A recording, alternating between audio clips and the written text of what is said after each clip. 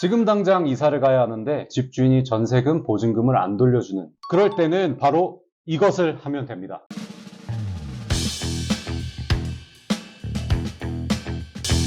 안녕하십니까. 알짜 법률 정보를 귀에 쏙쏙 박히게 전달해드리는 변호사랑의 최유진 변호사.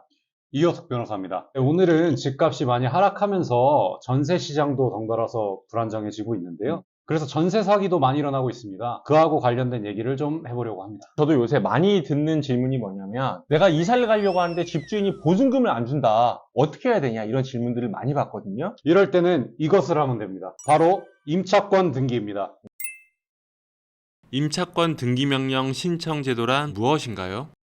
많이들 익숙하지 않은 단어이실 수도 있는데, 원칙적으로 집에 살게 되시면서 전입신고 또는 이제 주민등록을 하시게 되는데, 그때부터 대항력과 우선 변제권이 발생을 합니다. 그리고 최우선 변제권이 발생하신 분들도 있고요. 근데 이 대항력은 집에 거주 중인 것을 전제로 하기 때문에 다른 집을 구해서 이사를 가시게 되면 대항력과 우선 변제권이 상실되게 됩니다. 임차권 등기라는 것은 결국에 대항력과 최우선 변제권을 유지하기 위한 거다라는 건데, 그러면 일단 대항력이 뭔가요? 집 주인이 바뀌더라도 내가 계속 이 집에서 임차인으로서 권리를 주장할 수 있다는 얘기입니다. 저당권 또는 경매 실행 등으로 권리에 문제가 생겼을 때 나의 순위를 보전할 수 있는 그러한 제도입니다. 최우선 변제권은 또 뭐죠? 소액 임차인의 경우에 적용이 되는데, 순위와 무관하게 1순위로 변제받을 수 있는 것을 의미합니다. 자, 그럼 정리하면 불가피하게 이사를 가게 됐는데 집주인으로부터 보증금을 받지 못하는 경우에 이 대항력과 최우선 변제권을 유지하기 위해서 임차권 등기를 한다라는 말씀이신 거죠? 예, 맞습니다.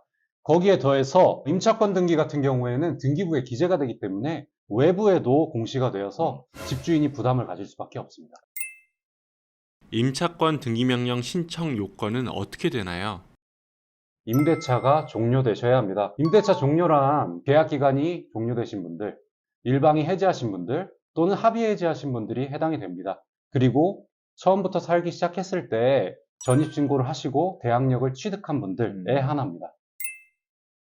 임차권 등기명령 신청 절차는? 네, 절차는 임차주택 소재지 관할법원에 제기를 하시면 됩니다. 이때 신청 취지와 이유, 그 다음에 목적물을 특정하시고요.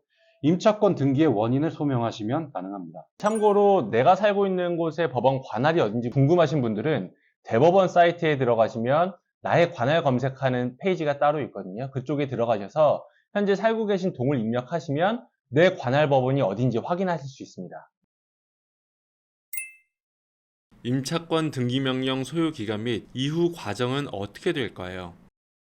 보통 기간은 신청하신 후에 일주일이면 결정이 나고요. 근데 문제는 그 이후에 임대인에게 이 결정문이 송달되어야 하는데, 요새는 간혹 임대인들이 송달을 안 받고 있는 경우도 있습니다. 그럴 때는 2, 3주 내에 송달이 간주가 되고, 그때로부터 또 일주일 내에 등기가 종료될 겁니다. 이렇게 임차권 등기가 이루어졌다라고 한다면 어떻게 되는 건가요? 임차권 등기가 이루어지게 되는 경우에는 이사를 자유롭게 하셔도 되고요. 그다음에 전입신고도 새 집으로 하셔도 전혀 문제가 없습니다.